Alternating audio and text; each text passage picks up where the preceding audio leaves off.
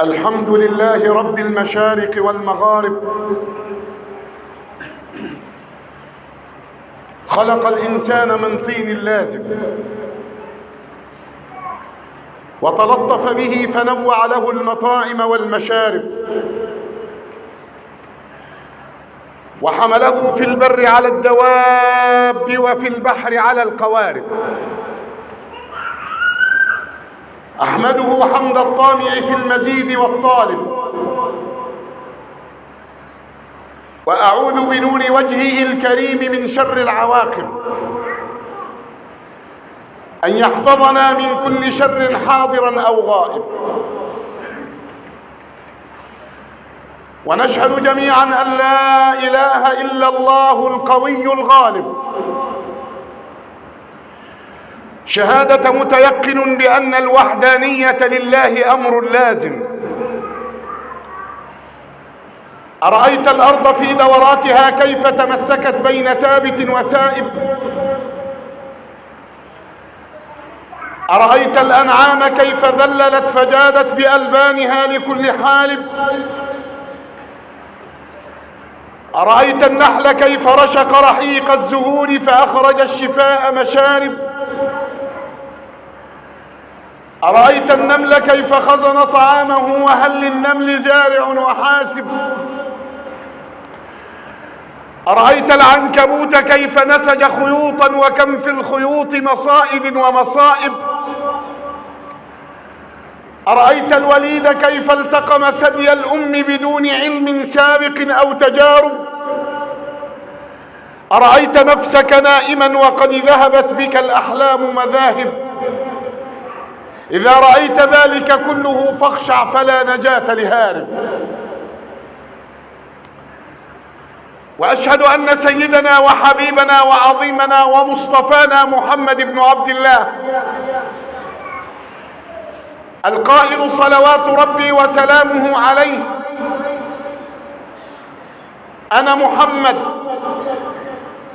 وأنا أحمد وأنا الحاشر، أي الذي يحشر الناس على قدمه، وأنا الماحي، أي الذي يمحو الله به الخطايا، وأنا العاقب، أي الذي لا نبي بعده.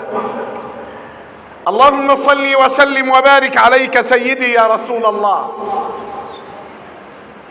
أما بعد، إخوة الإسلام والإيمان، حديثنا اليوم عن الأوطان. فالأوطان ليست حفنة من تراب، لا، ولكن الوطن غالي، ولذا من قتل في سبيل وطنه فهو في سبيل الله وهو شهيد، ومن مات دون ماله فهو شهيد. ولذلك فرح موسى عليه السلام بالرجوع إلى وطنه، فلما قضى موسى الأمر وسار بأهله آنس من جانب الطور نارا. تاقت نفس موسى إلى الرجوع.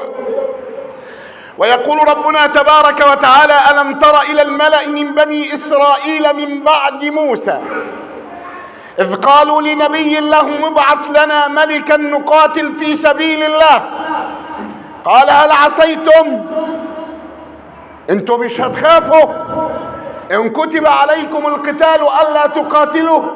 قالوا وما لنا ألا نقاتل في سبيل الله وقد أخرجنا من ديارنا. نعم، إذا جاءنا الأمر فنحن لها.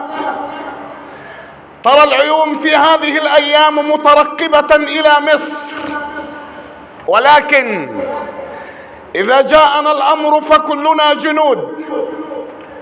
إذا جاء الأمر بالقتال فكلنا جنود على قلب رجل واحد، كبيرنا وصغيرنا، نساؤنا وأبناؤنا، كلنا على قلب رجل واحد. فنحن خير جنود أهل الأرض. إن المصريين هم خير جنود أهل الأرض، والله تبارك وتعالى حفظ هذه الأرض. ولذا لما أرسل جبريل إلى آدم وقال يا جبريل أره الأرض، امشي مع آدم وريه الدنيا، ولكن يا جبريل استوقفه عند مصر. يبقى مصر لها مذاق خاص وطبيعة خاصة حتى عند الملك، ولكن يا جبريل استوقف آدم عند مصر. فوقف جبريل عليه السلام بآدم عليه السلام عند مصر، وقال يا آدم هذه مصر فيها نهر من أنهار الجنة، وفي الحديث الصحيح أن نهر النيل نهر من أنهار الجنة، وفيها جبل يلمع كالفضة وهو جبل الطور، وفي باطنها خزائن الأرض. نعم، ألم يقل يوسف عليه السلام لملك مصر اجعلني على خزائن الأرض؟ فكانت خزائن الأرض مصر، مصر التي أطعمت الدنيا بأسرها، وفي باطنها خزائن الأرض، ولا يخشى على هذا البلد من عدو، وإنما يخشى عليها من أهلها. وكيف لا تكون كذلك وهي البلد المبارك الذي سماها نوح عليه السلام البلد المبارك، لما قال له حفيده مصرايم اجعل لي دعوة يا جداه، فرفع نوح يده إلى السماء وقال إلهي وسيدي ومولاي اللهم أسكنه البلد المبارك التي هي أم البلاد وغوث العباد، فأسكنه الله مصر، وسميت مصر على اسم مصرايم حفيد نوح عليه السلام. نعم، إنها مصر. ولذلك قرأت في الأثر أن نوحا عليه السلام لما صنع السفينة ويمر عليه أهله، بيصنع سفينة فين نوح؟ بيصنع سفينة في الصحراء؟ ده انت اتهبلت واتجننت. وكلما مر عليه ملأ من قومه سخروا منه، قال إن تسخروا منا فإنا نسخر منكم كما تسخرون. ولما أتم نوح عليه السلام صنع الفلك وخرج الماء حتى من التنور، وجاء الماء من السماء، وجرت السفينة بنوح عليه السلام وهي تجري بهم في موج كالجبال. ولو قال الله تبارك وتعالى وهي تجري بهم في جبال كالموج لجرت السفينة على اليابس بأمر الله. يقول نوح وكلما مر على بلد رأى عليها حراسا من الملائكة، ولما وصل إلى مصر لم يجد عليها حراسا، فدعا ربه إلهي وسيدي ومولاي كلما مررت على بلد وجدت لها حراسا من الملائكة إلا مصر، فقال يا نوح إني جعلت لكل بلد حراسا من الملائكة، وأما مصر فوكلت حراستها إلى نفسي. إنها مصر أم البلاد وغوث العباد، إنها مصر كنانة الله في أرضه، كنانة الله في أرضه. ونبينا صلى الله عليه وسلم يقول إذا فتح الله عليكم مصر فاستوصوا بقبطها خيرا. ليه يا رسول الله؟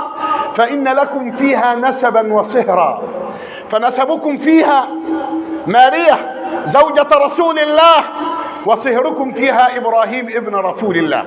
وفي رواية فإنهم أخوال بنو هاشم مرتين، أخوال إسماعيل ابن إبراهيم عليهما السلام، وأخوال إبراهيم ابن رسول الله صلى الله عليه وسلم. نعم، إنها مصر ذكرها الله في قرآنه عدد مرات، فذكرها في موسى عليه السلام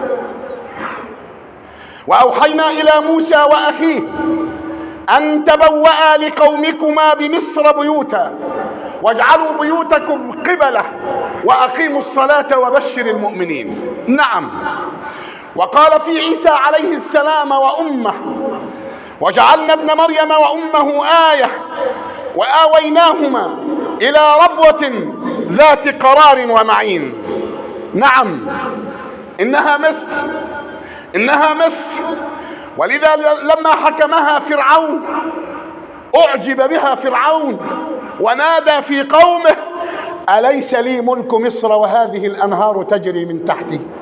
حافظوا على بلادكم، حافظوا على مصركم، فلن يبقى في العروبة إلا مصر، وتبقى مصر بأمر الله وقوة الله رايتها عالية خفاقة، فإنها بلد الأمن والأمان، وأمنها الله تبارك وتعالى على لسان يوسف، فقال عليه السلام في قرآن الله: ادخلوا مصر إن شاء الله آمنين. ويقول صلى الله عليه وسلم: البر لا يبلى والذنب لا ينسى والديان حي لا يموت.